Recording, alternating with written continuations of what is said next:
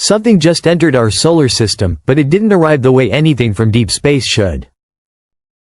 There was no flash, no fiery trail, no sound, only movement. Quiet, deliberate, and almost impossibly fast. At first, astronomers brushed it off as another fragment of ice and rock, a wandering comet passing through. But the more they studied it, the more it broke every law they thought governed the heavens. Now they're calling it 3I, Atlas. And what it's doing, what it's transmitting, has shaken even the most skeptical scientists. When it was first detected by the Atlas Observatory in June, it was faint and distant, barely worth a mention. But a few weeks later, an amateur astronomer stumbled on something hidden in old observation data. Images of the same object, months before it was officially discovered. Its path wasn't circular or even elliptical. It was hyperbolic, a clear sign that it came from outside our solar system. That made it only the third known interstellar visitor after Oumuamua and Borisov. But this one was nothing like either of them. 3I, Atlas was moving at nearly 150,000 miles per hour, and its speed was increasing, not because of gravity but in defiance of it. Something was propelling it.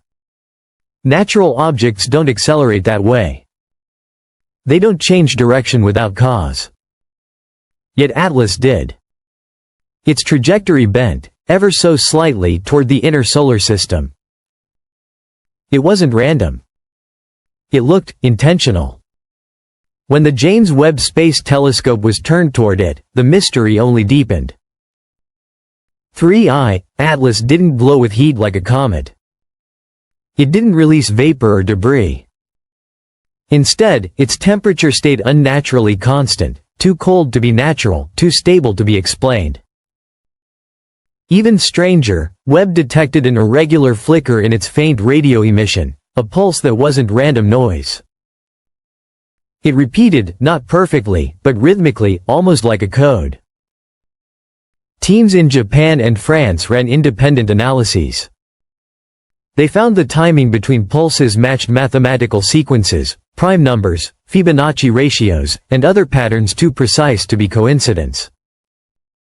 Nature can imitate chaos. It doesn't imitate structure. And if those intervals meant something, then this wasn't a rock. It was a signal. That's when things started to change. The object's brightness increased, even though it was moving farther from the sun. Normally, that's impossible. For something to grow brighter while cooling, it would need to reflect light in a way that no known natural surface can. That led to a disturbing theory: maybe its surface wasn't rock or ice, but metal. Smooth, manufactured, engineered. Then came the silence. Within days of Webb's data release, multiple observatories stopped reporting new measurements.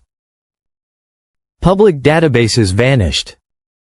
Amateur astronomers noticed their tracking tools went offline. It wasn't a power failure. It was a blackout, deliberate and coordinated. When questioned, officials said only that data review is ongoing. But behind closed doors, researchers were told not to speculate. Still, a few details slipped through. One European observatory detected a brief microwave burst from Antarctica, perfectly in sync with 3I, Atlas's pulse. The signal didn't originate from space. It came from beneath the ice. That coincidence raised an alarming question: was the object transmitting, or activating? As the weeks passed, the object's shape began to shift. Infrared scans showed subtle changes in its outline, like panels adjusting to light pressure. A team from Caltech proposed that Atlas might be made of ultra-thin reflective material, something like a solar sail. A vessel, not a visitor. It didn't need engines. The stars themselves moved it. And then, without warning, the signal stopped. Every trace of transmission went silent. The object's motion stabilized. It wasn't accelerating anymore. It was drifting, slow, steady, and quiet. But that silence wasn't comforting. Because the last data packet from the Webb telescope contained something nobody could explain. A low-frequency echo, repeating at microscopic intervals, like a heartbeat fading into the void. Some researchers believe it wasn't a transmission at all. It was a scan.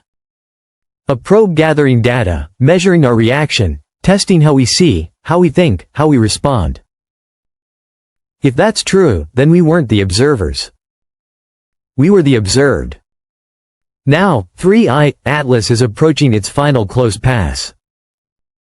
In December 2025, it will glide near Earth's orbital path, not close enough to collide, but close enough to watch.